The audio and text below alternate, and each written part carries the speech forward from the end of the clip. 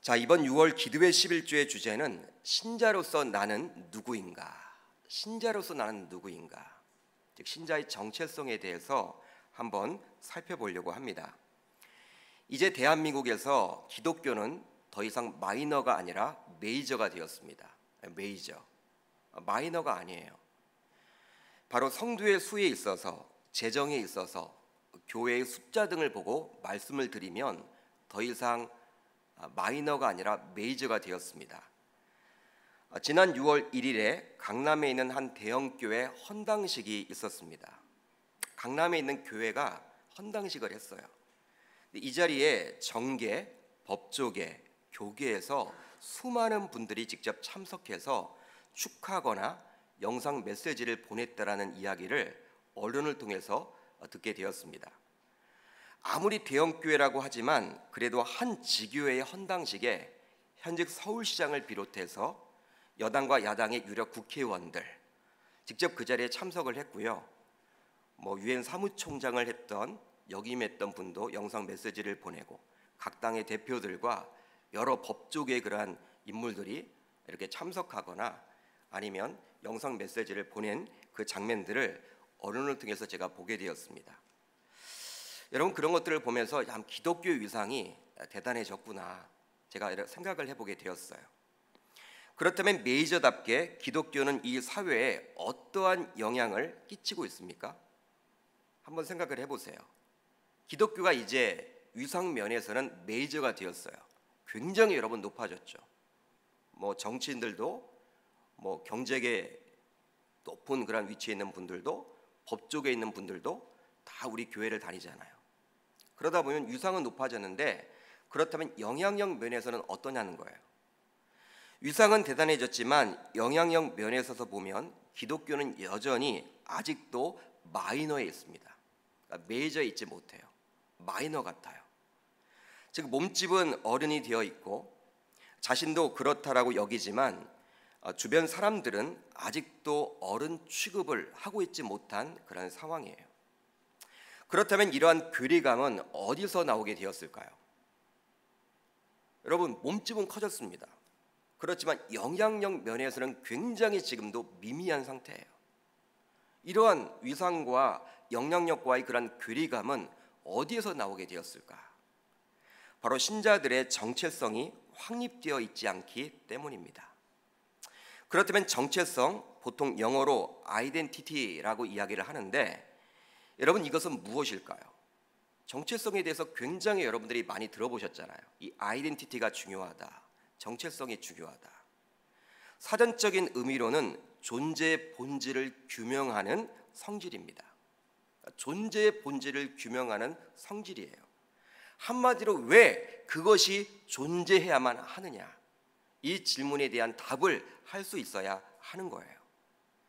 기독교 신자이기에 분명히 세상 사람들과는 달라야 함에도 불구하고 다름이 전혀 보이지 않고 오히려 세상을 그대로 따라가는 모습을 보이므로 세상에 영향을 전혀 끼칠 수가 없게 된 거예요. 뭐라 할까요? 기독교 신자로서의 색깔이 전혀 없는 것입니다. 여러분, 예수를 믿는다고 하면요, 예수 믿는 티가 나야 하잖아요. 예수 믿는 뭔가 있어야 하잖아요. 대화를 해보거나 또 우리 직장 생활이나 또 사업을 해볼 때 예수 믿는 색깔이 나타나야 해요. 근데 그게 전혀 없다라는 거예요. 그러다 보니까 세상에 나가서 영향력을 발휘할 수가 없어요. 따라서 기독교 신자로서 이 정체성을 갖는 것은 굉장히 중요합니다. 굉장히 중요해요. 정체성을 갖지 못하게 되면 그만큼 세상 사람들을 그대로 따라갈 수밖에 없기 때문입니다. 지난 토요일 서울 광장에서는 동성애자들이 축제인 퀴어 축제가 굉장히 화려하게 열려졌습니다. 이 퀴어 축제를 주관한 자들은 성소수자들의 정체성을 확립하기 위한 목적이라고 이야기를 하더라고요. 여러분, 무엇 때문에 했다고요? 성소수자들의 정체성 확립. 그러니까 개신교회를 비롯해서 많은 시민단체들이 반대를 했지만 그들은 자신들의 정체성 확립을 이렇게 위해서 그 퀴어 축제를 연 거예요. 요즘은 서울에서만 하지 않고요, 전국적인 대도시에서 이게 점점 벌어지고 있어요. 사회적인 문제가 많이 되고 있죠. 여러분, 반대가 끊이지 않습니다. 제가 언론을 보니까 서울시청 공무원의 68%가 반대를 하더라고요. 그러니까 서울시청 공무원들도 반대를 해요. 허가를 내주고 싶지 않다. 근데 허가가 난 거예요. 그 시청에서 퀴어 축제를 하도록. 여러분, 많은 기독교만 반대하는 게 아니에요. 많은 학부모 단체들, 이 동성애하는 여러분 그러한 모습들을 어린아이들이 볼 수 있기 때문에 굉장히 반대가 심하죠. 여러분, 그럼에도 불구하고 그 반대를 무릅쓰고 그렇게 그들이 그러한 퀴어 축제를 하는 목적이 무엇입니까? 바로 정체성 확립을 위한 거예요. 그러니까 자신들의 정체성을 드러내놓고 이 세상에 보여주고자 그렇게 하는 거예요. 그만큼 여러분, 무엇을 하든지 간에 정체성 확립은 굉장히 중요합니다. 그러니까 정체성만큼 중요한 것은 없어요. 그렇습니다. 자신이 직업 군인이라면 군인으로서의 정체성을 가지고 있어야 돼요. 왜 자신이 직업군이 되었는가? 자신이 닥터라면 왜 의사로서의 분명한 정체성을 가지고 있어야 하겠죠. 왜 내가 의사가 되었나? 여러분, 자신이 사업가라면 왜 나는 사업을 하고 있는가? 여러분, 그러한 정체성에 대한 생각 없이 사업을 하거나 의사가 되고 직업군인이 된다고 하면요, 경쟁력이 없는 거예요. 마찬가지로 신자들은 이 땅이 아니라 하나님 나라에 속한 자들입니다. 이 땅이 아니라 하나님 나라에 속한 자들이에요. 그러게 신자라면 하나님 나라에 속한 자로서 정체성을 분명히 가지고 있어야 하는 것입니다. 이렇게 중요한 주제이기에 3일 동안 진행되는 6월 기도회 11조에서는 에베소서 말씀을 통해서 신자로서 정체성을 어떻게 회복하면 좋을지 다시 한번 살펴보고자 해요. 오늘 우리가 살펴볼 에베소서는 사도 바울이 감옥 안에서 에베소 교회 성도들에게 보낸 서신서입니다. 즉 옥안에서 기록한 말씀이에요. 옥중서신이라고 보통 이야기를 하죠. 서신, 즉 편지이기에 발신인을 먼저 소개하고 있고 뒤이어 수신인을 피력합니다. 당시 전형적인 편지글 형식으로 기록이 되어 있어요. 여러분, 편지를 보통 쓸 때 여러분 어떻게 씁니까? 내가 누구라고 밝히죠. 밝히고 나서 그리고 여러분 수신자, 누구에게 편지를 쓰겠다라고 앞에 부분에 여러분 이렇게 편지를 쓰지 않습니까? 우리가 여러분 쓰는 편지 형식과는 좀 달라요. 우리들은 누구 얘기하고 수신자를 먼저 쓰고 맨 끝에 여러분 발신자를 적잖아요. 근데 그 당시에는 이런 에베소 형식, 이 에베소서 이 형식으로 편지를 썼다 그래요. 여러분, 그대로 이 편지 형식을 따르고 있습니다. 그렇다면 바울과 에베소 지역은 어떤 관련이 있었습니까? 이 부분을 우리가 먼저 살펴봐야 하겠죠. 바울은 정치와 경제와 교통과 무역과 종교에 있어서 로마 제국 안에서 너무나 중요했던 에베소라는 도시에 2차 전도 여행을 통해서 처음 방문하게 돼요. 여러분, 몇 차 전도 여행 때 방문하게 되었다고요? 2차 전도 여행 때.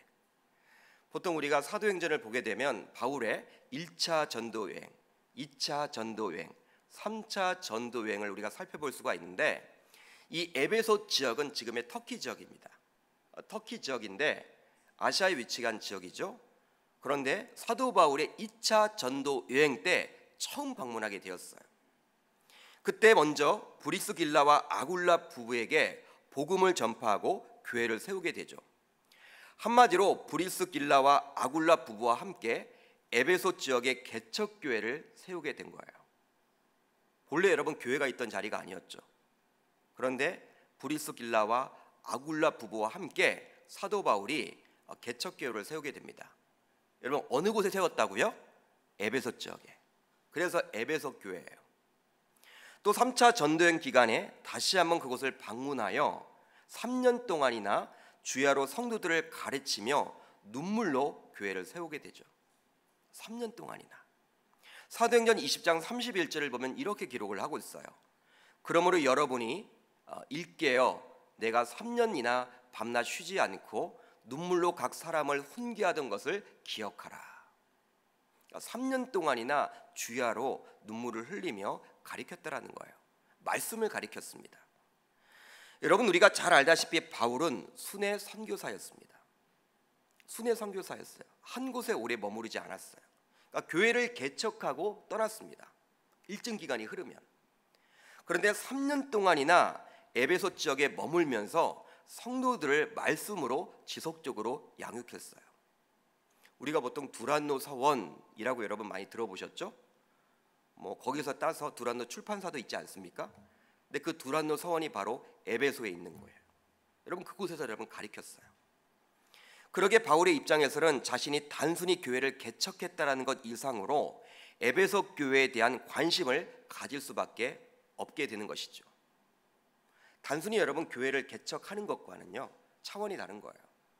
뭐 바울이 가는 곳마다 교회를 많이 개척했잖아요. 여러분 우리가 이 전도여행을 통해서 가는 곳마다 교회를 세웠음을 우리가 잘 알고 있어요. 그러나 이 에베소 지역은요 본인이 교회를 개척한 것뿐만 아니라 3년 동안이나 직접 성도들과 함께 제자 훈련을 했고 말씀을 가르쳤기 때문에 다른 교회를 개척했던 것과는요 차원이 다른 거예요. 그만큼 여러분 더욱더 관심과 애정이 가질 수밖에 없는 것이죠. 그러기에 항상 에베소 지역을 떠나 있지만 에베소 지역, 즉 에베소 교회에 지속적인 관심을 기울일 수밖에 없었던 것입니다. 특별히 에베소 지역은 바울이 교회를 개척했지만 본래 교회를 개척할 만한 적합한 장소는 아니었어요. 그러니까 교회를 개척은 했지만 여러분 교회 개척하는 데 있어서 적합한 장소는 아니었습니다. 바로 이유가 있어요. 역사적으로 에베소에는 황제를 숭배하기 위해 바쳐진 신전이 무려 3개나 될 정도로 로마 제국 내에서도 대표적인 황제 숭배 도시였습니다. 여러분 로마 제국 아닙니까? 로마 제국, 이 가이샤가 여러분 황제인데 이 가이샤를 숭배하는 신전이 이 에베소 지역에만 3개나 있었던 거예요. 그러니까 여러 도시가 있지만 이 에베소 지역은 황제 숭배 도시였습니다. 그러한 곳이기 때문에 여러분 하나님을 믿게 하는 그리스도를 믿게 하는 이 교회를 세운다라는 것은요 거의 불가능에 가까웠어요. 또 있습니다. 게다가 풍요를 상징하는 고대 근동 여신이었던 아뎀의 숭배의 본거지로 100개 이상의 거대한 기둥과 18m 높이의 지붕과 115m의 길이와 45m의 너비를 자랑하던 아데미 신전도 있었습니다. 아데미 신전. 여러분 이것은 무엇이냐면 이방 신상이죠. 이방 신전이에요. 그러기에 이 신전을 찾기 위해서 많은 이방 신도들의 방문이 끊이지 않았어요. 이방인이 여러분 많았던 도시였어요. 여러분 하나님과는 거리가 먼 우상을 숭배하는 도시였기 때문에 이 에베소 지역에 뭐 교회를 개척한다라는 것은 쉽지 않은 거예요. 여러분 지금도 마찬가지잖아요. 뭐 여러분 불교가 여러분들 굉장히 강한 도시가 있고 그런 도시에 교회를 세운다라는 것은요 거의 불가능하잖아요. 쉽지 않잖아요. 여러분 불심이 여러분 심한 곳에 가서 여러분 교회를 개척하는 데 쉽지 않거든요. 마찬가지였어요. 에베소 여러분 지역이 그랬다는 거예요. 그렇기 때문에 이 바울의 입장에서는 단순히 교회를 개척하지만 않고 그곳에서 3년 동안이나 말씀을 가지고 양육 훈련을 할 수밖에 없었던 것이죠. 결코 쉽지 않은 영적 전장터에 교회가 세워졌기 때문입니다. 아무리 사도 바울이지만 결코 쉽게 교회를 세울 수 있는 곳이 아니었기 때문에 3년 동안이나 그곳에 머물면서 말씀으로 양육할 수밖에 없었던 거예요. 이렇게 눈물로 세운 곳이 바로 에베소 교회로서 이 교회가 굳게 서야 아시아를 변화시키는 희망을 가질 수가 있었습니다. 그러니까 아시아를 변화시킬 수 있는 전초 기지가 영적인 전초 기지가 바로 에베소 교회였어요. 그런 의미에서 바울은 오간에 갇혀 있었지만 이 에베소 교회 성도들에게 편지를 쓰고 있는 것이죠. 이제 본격적으로 말씀 안으로 들어가 보겠습니다. 먼저 바울은 이렇게 자신을 소개하고 있습니다. 하나님의 뜻으로 말미암아 그리스도 예수의 사도된 바울은으로 시작을 하고 있죠. 여러분 여기서 눈여겨봐야 할 구절이 있는데 바로 바울은 자신을 가리켜서 어떻게 지금 이야기를 하고 있습니까? 어떻게 소개를 하고 있어요? 그리스도 예수의 사도라고 이야기를 하고 있어요. 그리스도 예수의 사도다. 사도는 문자적으로 어떤 의미를 담고 있습니까? 바로 보냄을 받은 자입니다. 보냄을 받았다. 따라서 그리스도 예수의 사도라는 뜻은 어떤 의미가 있을까요? 바로 그리스도 예수에 의해 보냄을 받은 자, 이런 뜻입니다. 그러니까 예수님에 의해서 보냄을 받은 자라는 뜻이에요. 우리는 잘 알고 있죠. 바울은 본래 바리새인으로서 율법주의자였습니다. 그러게 유대주의 관점에서 기독교를 바라보았죠. 따라서 예수를 믿고 그 예수를 전하는 자들을 이단과 같이 여겼던 것이었습니다. 예수 믿는 사람들을 이단으로 여겼던 사람이 바로 바울이었어요. 예수를 믿는 자들은 이 세상에서 없어져야 할 존재라고 여겼습니다. 그렇기 때문에 예루살렘에서 다메섹 지역으로 가서 예수 믿는 자를 잡아다 그들을 징벌하려고 했어요. 그러다가 바울은 다메섹 도상에서 부활하신 예수 그리스도를 인격적으로 만나게 되죠. 그 내용이 바로 사도행전 9장에 나와요. 바울은 이 체험을 통해서 그리스도인들을 핍박한 자에서 이제 그리스도를 전하는 복음 사역자로 변모하게 돼요. 완전히 180도 달라지게 됩니다. 즉 그때 예수 그리스도로부터 사도로 부르심을 받게 된 거예요. 여러분, 무엇으로 부름을 받았다라는 거예요? 사도로. 그러니까 사도가 된 거예요. 본래 사도는 예수 그리스도의 제자들을 말합니다. 예수님의 제자들이 사도예요. 보통 우리가 이렇게 부르죠. 요한 사도, 베드로 사도, 야고보 사도 들어보셨을 거예요. 즉 예수님으로부터 직접 사사를 받은 제자들이 바로 사사였습니다. 그들은 예수의 십자가의 죽음과 그 부활을 맛보았던 사람들이었죠. 그런데 바울도 다메섹에서 부활하신 우리 주님을 직접 만나보았고 그 주님으로부터 사도라고 칭함을 받게 된 거예요. 여러분, 요즘도 말씀보다는 이 신비적인 것만을 진리라고 추구하는 신사도 운동을 펼치는 교회들이 있습니다. 신사도 운동 들어보셨어요? 신사도 운동. 신사도 운동을 하는 교회들이 있어요. 하나님의 말씀인 이 성경 66권보다도 신비적인 것들을 굉장히 추구해요. 신비적인 것들을, 어떤 기적과 이적, 눈으로 자꾸 보려고만 합니다. 여러분, 이런 신사도 운동에서는 사도와 선지자가 있다라고 지금도 이야기를 해요. 성경에 나와 있기 때문에 지금도 선지자와 사도는 있다, 이렇게 여러분이 불러요. 그래서 교회가 집사, 권사, 장로의 직분을 성도들에게 주듯이 그들은 사도, 선지자를 임명을 합니다. 교회 권위를 가지고 누구는 사도라고 이야기를 하고 누구는 선지자라고 임명을 해버려요. 한국교회가 이단이라고 이야기를 하죠. 그러나 분명한 것은 사도는 바울 이후에는 더 이상 존재하지 않습니다. 더 이상 존재하지 않아요. 바울이 마지막 사도라고 보시면 돼요. 그렇지만 우리들 모두는 사도성을 가진 자들입니다. 사도하고는 분명히 다르죠. 사도성을 가진 성도가 되어야 하고, 사도성을 가진 집사가 되어야 하고, 사도성을 가진 권사가 되어야 하고, 사도성을 가진 장로님이 되셔야 해요. 목회자도 마찬가지예요. 사도성을 가진 목사, 전도사가 되어야 하는 것입니다. 그렇다면 왜 바울은 자신을 사도라고 소개하고 있을까요? 여러분, 이 부분이 굉장히 중요하겠죠. 자신이 개척한 에베소 교회 성도들에게 보낼 편지이기 때문에 바울은 사도라고 굳이 소개하지 않아도 에베소 교회 성도들이 누구인지 다 알고 있어요. 여러분, 개척교회 목사이기 때문에, 자신들의 교회를 개척했던 분이기 때문에, 일대 단임 목사였기 때문에 모를 리가 없어요. 그리고 오랜 기간이 지난 것도 아닙니다. 여러분, 뭐 수십 년이 지난 것도 아니에요. 그렇기 때문에 다 여러분 바울이 누구인지 알아요. 그런데 굳이 자신을 소개하면서 바울은 사도라고 표현한 이유가 있었어요. 여러분, 왜 이렇게 표현을 하고 있을까요? 바로 사명의식을 가지고 있음을 보여주기 위함입니다. 한번 따라합니다. 사명의식을 가지고 있음을 보여주기 위함이다. 그러니까 바울은 오간에 있었죠. 지금 옥중에 있습니다. 오간에 있으면서 옥 밖에 있는 에베소 교회 성도들을 걱정하며 염려하고 있어요. 여러분, 이것이 말이 됩니까? 한번 이성적인 사고로 생각해 보세요. 그러니까 옥 안에 있는 사람이 옥 밖에 있는 사람을 지금 염려하고 걱정하고 있어요. 그러니까 자신이 교회를 개척했지만 이 에베소 지역이 이단들이 여러분 우글우글하고 이방 신전이 있는 곳이기 때문에 항상 여러분 염려가 되는 거예요. 이방의 문물을 받아들일까 봐, 이방의 여러분 사고를 받아들일까 봐, 이 복음이 여러분 훼손될까 봐, 여러분 교회가 여러분 어려워질까 봐. 그렇기 때문에 에베소서를 통해서 이 교회론을 주고 있는 거예요. 교회는 이러한 곳이다. 하나님의 교회는 바로 이러한 곳이다. 여러분 바울이 여러분 굉장히 여러분 그게 염려가 되는 거예요. 자신이 지금 옥 안에 있으면서도.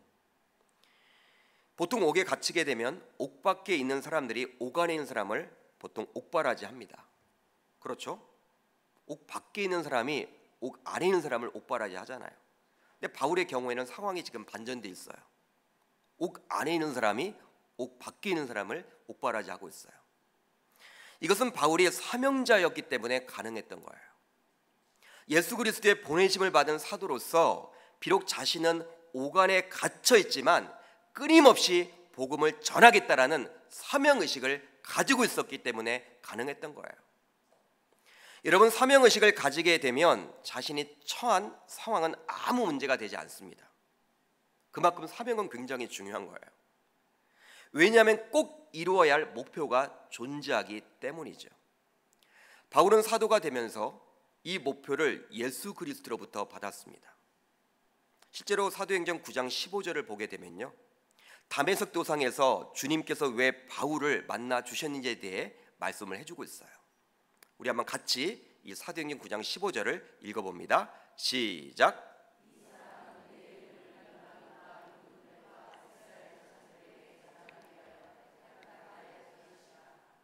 그러니까 다메섹 도상에서 왜 부활하신 우리 주님께서 이 바울을 만나 주셨는지에 대해서 이야기를 해주고 있죠. 무엇입니까? 이방인과 임금들과 이스라엘 자손들에게 복음을 전하기 위해서. 이방인이 여러분 우선이에요. 이방인. 보통 여러분 예수님의 12제자들은 이 베드로를 비롯한 12제자들은 유대적인 사고를 가지고 있었기 때문에 사도행전 1장 8절의 말씀, 오직 성령이 너희가 임하시면 너희가 권능을 받고 예루살렘과 온 유대와 사마리아와 땅끝까지 이르러 내 증인이 되리라. 할렐루야. 여러분 이 복음의 말씀, 사마리아 땅끝까지 전하라고 했지만 그냥 온 유대 안에서만 머물러 있었어요. 예수 12제자들은 유대적인 사고가 있었기 때문에 잘 변하지 않았어요. 그렇기 때문에 답답한 나머지 하나님께서는 이 바울을 세운 거예요. 이방인을 위한 사도로. 그러했기에 바울은 복음 전파라는 목표를 위해서 한평생 살아갔습니다. 보통 사람들 같으면 특별히 억울하게 옥에 갇히게 되면 그 옥에서 빨리 나오도록 손을 써달라. 여러분 아마 저는 그랬을 것 같아요. 이 에베소 교회 교인들에게 야 너희들 혹시 백 없냐? 너희들 혹시 친인척 없냐? 로마에 연주를 한번 넣어봐라. 내가 복음을 전해야 하는데 지금 옥 안에 억울하게 갇혀있다. 좀 나를 빼줘라. 가석방이 되도록 해라. 좀 보석이 되도록 해달라. 저 같으면 그렇게 할 것 같아요. 그러나 바울은 오히려 자신이 옥 안에 있지만 그 안에서조차도 복음을 담대히 전하게 해달라고 기도 요청을 합니다. 여러분 바울은요 장소가 문제가 되는 것이 아니에요. 그러니까 복음을 전하는 데 있어서 옥 안이나 옥 밖이나 그것이 중요한 게 아니었어요. 여러분 어떻게 이야기를 합니까? 바로 에베소서 6장 19절이죠. 또 나를 위하여 구할 것은 내게 말씀을 주사 나로 입을 열어 복음의 비밀을 담대히 알리게 하옵소서 할 것이니. 아멘. 여러분 바울이 이 옥 안에 갇혀 있을 때 자신을 여러분 감시하고 자신을 이렇게 케어하고 자신을 지키는 가둬 놓았던 그 많은 여러분 군인들, 로마 군인들을 전도했어요. 바울은 여러분 역으로 본 거예요. 쉽지 않죠 여러분. 바울이 옥 밖에 있으면요 어떻게 옥 안에 있는 그 군인들을 전도할 수 있을까요? 자신이 지금 억울하게 옥에 갇혔으면 다른 사람들 같으면 막 그곳에서 여러분 나가려고 몸부림을 칠 텐데 바울은 그렇지 않았어요. 오히려 기도해달라고 이야기를 합니다. 내가 담대하게 입을 열어서 복음을 전할 수 있도록 해달라는 것이죠. 여러분 이런 사명의식을 가지고 있음을 저와 여러분들에게 보여주고자 바울은 자신을 소개하면서 사도의 직분을 가진 자라고 언급해주고 있는 거예요. 사랑하는 성도 여러분, 당시 바울은 이러한 사명의식을 자신의 정체성으로 삼았습니다. 사도로서 말이죠. 그렇다면 저와 여러분들도 사도성을 가진 성도, 사도성을 가진 집사, 사도성을 가진 권사, 사도성을 가진 장로, 사도성을 가진 전도사, 사도성을 가진 목사로서 동일한 사명의식을 가지고 살아가야 하는 것입니다. 신자로서 말이죠. 여러분, 우리는 사도는 아니지만 동일하게 사도성을 가지고 있는 거예요. 한번 곰곰이 생각을 해보세요. 왜 하나님께서 나를 구원하셨을까? 한번 여러분 이 새벽에 곰곰이 생각을 해보세요. 왜 하나님께서 나를 구원해 주셨을까? 왜 예수라고는 전혀 모르는 집안에서 태어났지만 왜 나로 하여금 예수를 믿게 하셨을까? 여러분, 그런 분들이 있죠. 집안 자체가 여러분들 예수 안 믿는 집안인데 지금은 예수를 믿고 있잖아요. 홀로 믿고 있어. 왜 그럴까? 왜 나로 하여금 예수를 믿고 알고 믿게 하셨을까? 왜 나로 하여금 기독교 집안에 태어나게끔 했을까? 믿는 집안에서 태어났다면 이것이 과연 우연의 일치입니까, 여러분? 여러분들은 우연이라고 보십니까? 태어나다 보니까 그냥 입에 십자가를 물고 태어난 것입니까, 그냥? 성도님들을 신방하다 보면 불교 집안에서 태어났음에도 불구하고 누구의 전도를 통해서 복음을 듣고 신앙생활을 시작하게 되었다는 이야기를 듣기도 해요. 즉 집안 식구 가운데 자신만 신앙생활을 하고 있다라는 거예요. 그러니까 힘들다라는 거예요. 남편도 도와주지 않고 부모님도 도와주지 않고 오히려 방해하고 자녀들까지도 여러분 도와주지 않기 때문에 그냥 주일만 겨우겨우 나오고 있다라는 분들을 만나보곤 해요. 여러분, 물론 힘들겠죠. 물론 힘들어요. 쉽지 않아요. 그러나 가장 먼저 복음을 받아들여 신앙생활을 하게 된 것은 하나님께서 뭔가 하실 이유가 있음을 저는 말씀드립니다. 바로 온 가족에게 복음을 전할 사역자라는 것이죠. 그렇습니다. 신자는 하나님 나라에 속한 자로서 분명한 정체성을 가지고 있어야 하는 것입니다. 바로 복음 전파의 사명을 감당해 나가야 하는 것이죠. 사도행전 20장 24절을 보면 이렇게 나와 있어요. 바울의 고백이에요. 내가 달려갈 길과 주 예수께 받은 사명 곧 하나님의 은혜의 복음을 증언하는 일을 마치려 하면은 나의 생명조차 조금도 귀한 것으로 여기지 아니하노라. 아멘. 바울의 고백이에요. 여러분, 참 멋지지 않습니까? 사명이란 거예요. 사명. 바울의 고백과 같은 이런 복음 전파의 사명을 저와 여러분들도 가져야 하기 때문에 바울은 자신을 소개하면서 사도의 직분을 가진 자라고 굳이 설명해주고 있는 거예요. 여러분, 그렇다면 우리가 신자로서 이런 복음 전파를 위한 사명의식, 즉 정체성을 가지고 살아가게 된다면 우리는 과연 어떤 삶을 살게 될까요? 여러분, 어떤 삶을 살게 될까요? 복음 전파를 사명으로 여기는 이 정체성을 가지고 살아가게 된다면 우리는 과연 어떻게 살아갈 수 있느냐라는 거예요. 항상 삶을 살면서 복음을 전해야 한다는 것에 목표를 두고 삶을 살아가게끔 되어 있습니다. 예를 들어 보면 공부를 열심히 해서 소위 명문대에 가려고 하는 이유도 세상 사람들과는 분명히 다르게 되어 있는 것이죠. 세상 사람들은 명문대에 입학하여 공부한 후 대우가 좋은 직장에 가서 높은 연봉을 받기 위한 이유로 명문대에 들어가려고 해요. 그러나 신자의 경우는 달라야 합니다. 왜냐하면 복음 전파의 사명을 정체성으로 가진 자이기 때문입니다. 그렇기 때문에 소위 명문대에 가서 좋은 직장에 들어가므로 사회에서 영향을 끼치는 자들과 접촉점을 늘림으로 복음을 수월하게 전할 수 있는 계기로 삼아야 하는 거예요. 단순히 여러분 돈 많이 벌기 위해서 좋은 직장 들어가는 게 아니라는 것이죠. 그러니까 좋은 직장에 들어가면요, 그만큼 여러분 레벨이 높은 분들이 많이 있잖아요. 그 직장에 사회적인 영향을 끼칠 수 있는 분들이 그 직장에 많이 있잖아요. 그러니까 그들과 접촉점을 늘려서 그들에게 복음을 전할 계기로 삼아야 한다는 거예요. 네. 세상 사람들이 건강을 챙기는 목적은 단순히 오래 살기 위한 목적이죠. 그러나 저와 여러분들은 달라요. 건강해서 주변 사람들에게 적극적으로 복음을 전하기 위해서입니다. 직장 생활을 하더라도 누구보다도 겸손하고 성실하고 정직하면서 실력을 겸비해 나가야 해요. 왜냐하면 주변 동료들에게 복음을 전해야 하기 때문입니다. 여러분, 동료들 가운데 내 말이 먹히려면 내가 여러분 실력을 길러야 하잖아요. 내가 겸손해야 되잖아요. 내가 탁월해야 되잖아요. 여러분, 실력도 없으면서 내가 말을 한다고 여러분 주변 동료들이 반응을 해줄까요? 그렇지 않아요. 사업을 하더라도 세상의 관행을 따르지 않고 오히려 다소 손해를 보더라도 투명하고 정직하게 운영을 해야 합니다. 왜냐하면 직원들과 사업 파트너들을 전도해야 하기 때문에. 여러분, 우리가 사업을 하게 되면 이 직원들이 있죠. 그 직원들이 다 예수를 믿는지를 보셔야 돼요. 여러분, 예수 믿는 사람만 뽑을 수는 없잖아요. 불신자들 여러분 일부러 뽑을 수도 있어요.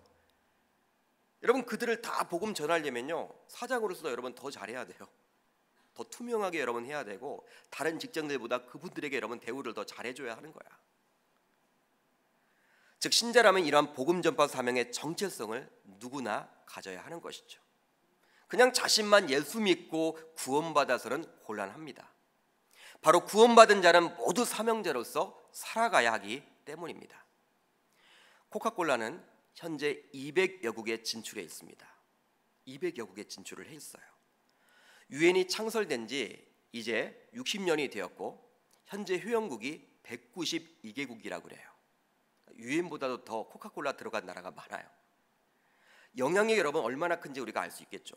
유엔보다도 영향력이 더 큰 것이 바로 코카콜라야. 우리가 여러분 쉽게 마실 수 있는.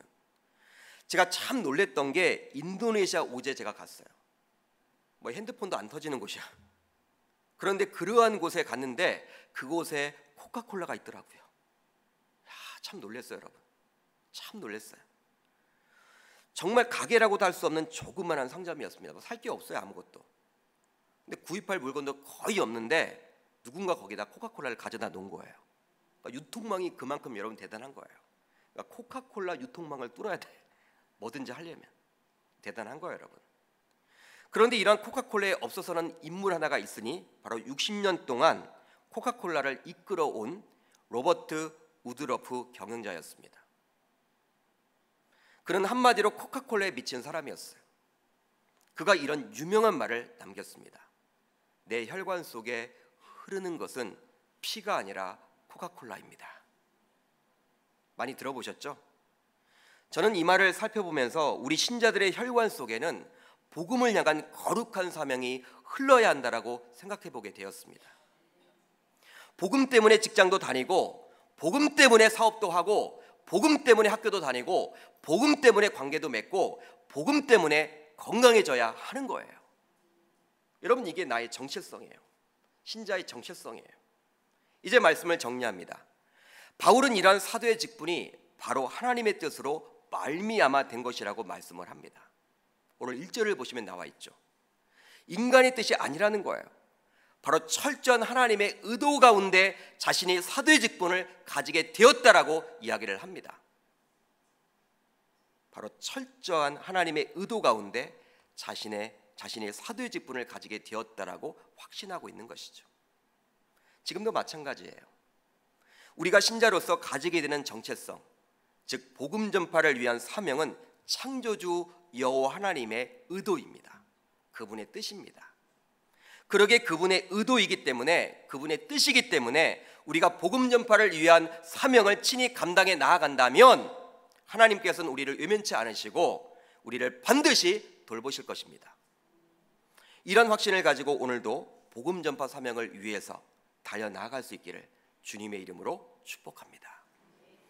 여러분, 복음 전파 사명을 가지고 나가면요, 세상을 바라볼 때, 주변 사람들을 대할 때 여러분, 그들을 여러분 이제 품어야 되잖아요.